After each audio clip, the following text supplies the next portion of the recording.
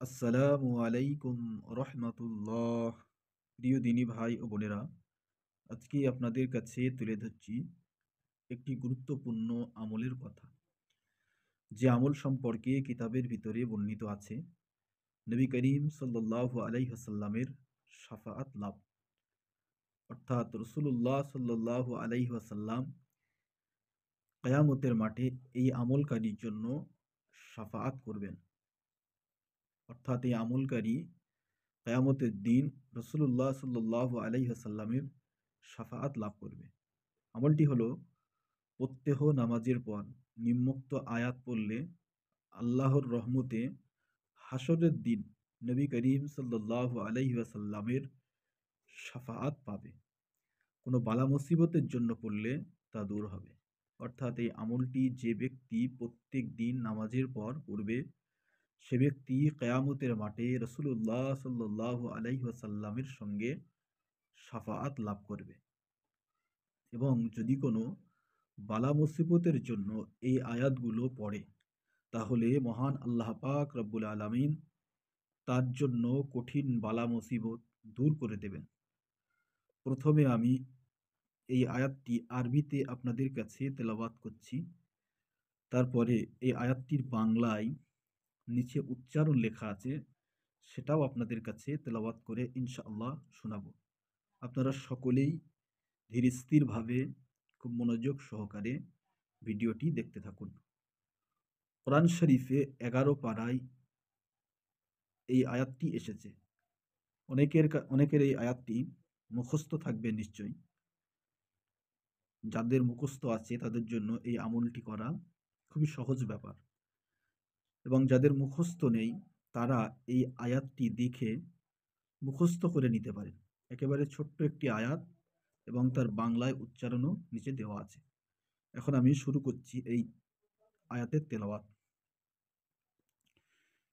বিসমিল্লাহির রহমানির রহিম।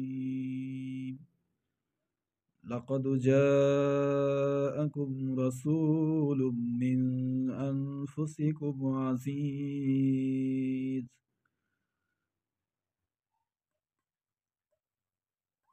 আজিজুন আলাইহি মা আনিত্তুম হারিসুন আলাইকুম বিল মুমিনিনা রাউফুর রহিম। فإن تولوا فقل حسبي الله لا إله إلا هو عليه توكلت وهو رب العرش العظيم। এই আয়াতটি ছিল আরবিতে উচ্চারণ। এবারে এই আয়াতটির বাংলা উচ্চারণ আপনাদের কাছে করছি।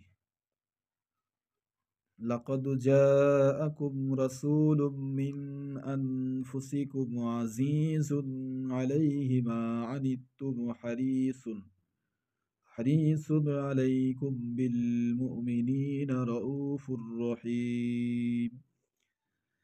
فإن تولوا فقل حسبي الله لا إله إلا هو عليه توكلت وهو رب العرش العظيم। আয়াতটির মানে হলো, নিশ্চয়ই তোমাদের মধ্য হতে একজন রসূল এসেছেন, তোমরা কষ্ট পাও এটা তার অসহ্য। তিনি হিতৈষী, মুমিনদের প্রতি স্নেহশীল, দয়ালু।